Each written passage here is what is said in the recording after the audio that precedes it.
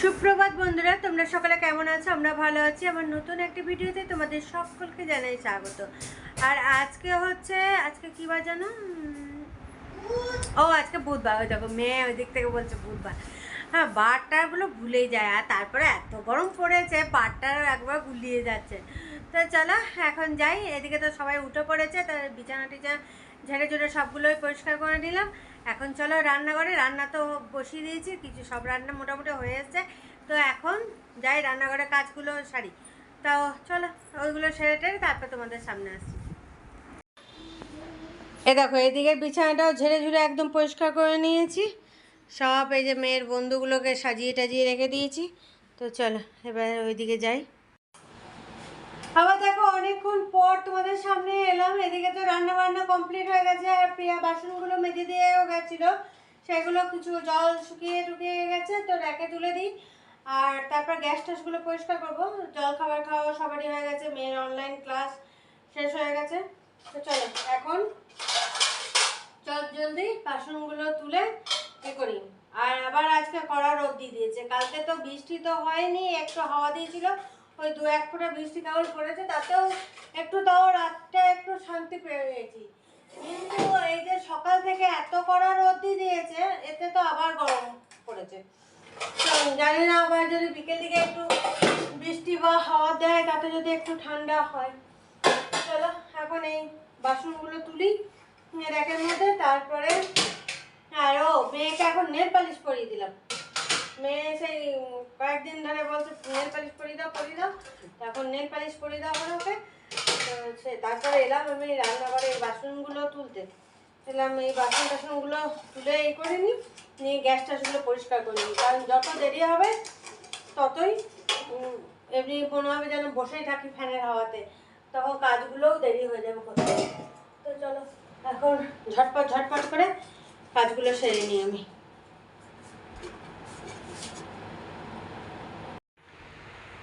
দেখো বন্ধুরা, কাজগুলো তো সব কমপ্লিট করে নিলাম। আর এদিকে তোমাদের দেখিয়ে দিই কী কী রান্না করেছি আজকে। চলো এখন তোমরা দেখে নাও কী কী রান্না করা হয়েছে আজকে। এদিকে দেখো আলু সিদ্ধ, আর এখানে আছে মাছ সর্ষে। আর এটার মধ্যে আছে ভেন্ডি আর পেঁয়াজ দিয়ে ভাজা, আর ভাত। আর মেয়ের জন্য ডিম আজকে করিনি, কারণ অল্প একটু মাটনের ঝোল আর 1 পিস মতো মটন বোধহয় আছে, ওইটাই মেয়ে খাইয়ে নেবে। তো চলো এখন খাওয়া দাওয়া। আর এখানে আছে এই যে পেঁপে কাটলাম, এই পেঁপে। তো মেয়ের জন্য সেই জন্য আর ডিম করিনি, যেহেতু ওর মতন একটু আছে, ও খেয়ে নেবে। না থাকলে ওর জন্য আবার ডিম করতে হতো, ডাল করতে হতো। এই এক ঝামেলা। তো দেখলাম যে ওর হয়ে যাবে। তো চলো এখন তোমাদের দেখিয়ে দিলাম রান্না বান্না, এবার খাওয়া দাওয়া করবো। তো চলো। আর পেঁপেটা দেখলে, পেঁপেটা রং গাছের পেঁপে, একদম পাকা একদম। তো আবার পেকে গেছিলো, এনে রেখে দিয়েছিল হাজব্যান্ড। তো দেখলাম যে কেটে কুটে করে দিই, তো সেই জন্য কেটে নিলাম। খাওয়ার সময় তখন খেয়ে নিতে পারবে একবারে। চলো এখন খাওয়া দাওয়াটা ছাড়ি। দেখো বন্ধুরা, অনেকক্ষণ পর তোমাদের সামনে চলে এলাম। আর আজকে তো সন্ধ্যে থেকে তোমাদের সামনেই আসা হয়নি, একদম রাতের খাবার বানিয়ে নিয়ে এই যে বসে গেছি। রুটি আছে আর তরকা ছিল, ওই তরকা রুটি আর প্যারাটা ওই যে এখানে এই নিয়ে বসেছি। আর মেয়ে এতক্ষণ পড়ছিল, এখন 11:30 বাজে। খেতে খেতে দেখো কত রাত হয়ে গেছে। মেয়ে পড়াশোনা করছিল, সেই জন্য দেরিও হয়ে গেল খেতে বসতে।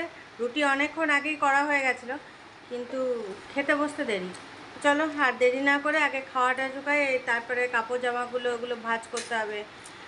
তো চলো আগে খাওয়াটা সেরে নিই। দেখো বন্ধুরা, খাওয়া দাওয়া সবারই কমপ্লিট হয়ে গেছে। এখন রান্নাঘরে গ্যাস ট্যাস পরিষ্কার করে নিলাম। আর এদিকে দেখো বিছানার উপর সব কাপড় জামা রাখা আছে, এগুলো এখন ভাঁজ করব।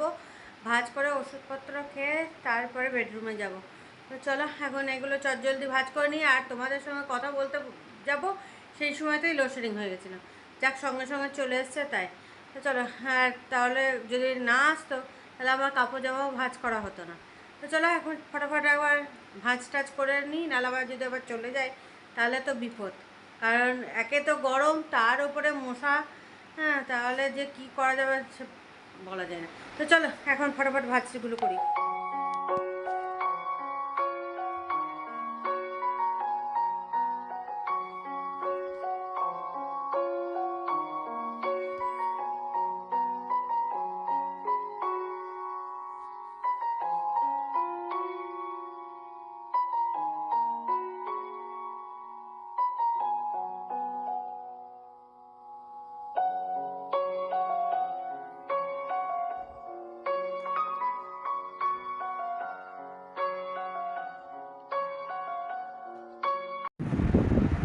দেখো তোমাদের সামনে চলে এলাম, খাওয়া দাওয়া করে তারপরে কাপড় জামাগুলো ভাঁজ করলাম, সেসব সেরে এখন বেডরুমে চলে এসেছি। বেডরুমে এসে চুলটাও বেঁধে নিলাম।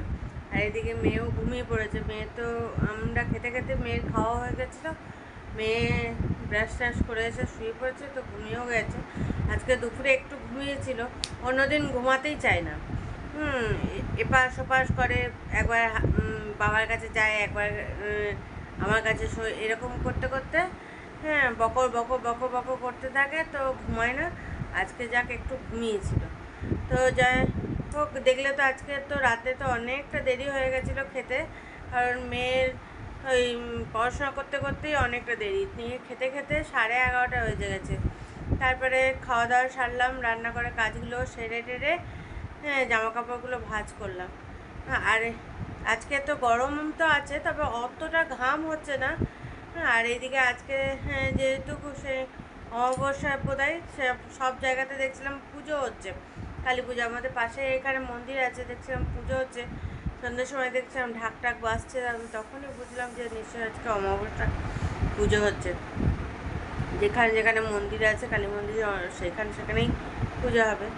তো চলো আর বেশি বকো বকো করবো না, এবার ঘুমাতে হবে। আর শরীরটাও ভালো লাগছে না, পাটাগুলো অতিরিক্ত ব্যথা করছে। হ্যাঁ, এই যে বসে আছে, বসে থাকলে বোঝা যাচ্ছে না, কিন্তু যখনই চলাফেরা নামতে যাচ্ছি তখনই অতিরিক্ত পায়ে ব্যথা করছে। হ্যাঁ, তো কি করা যাবে এখন?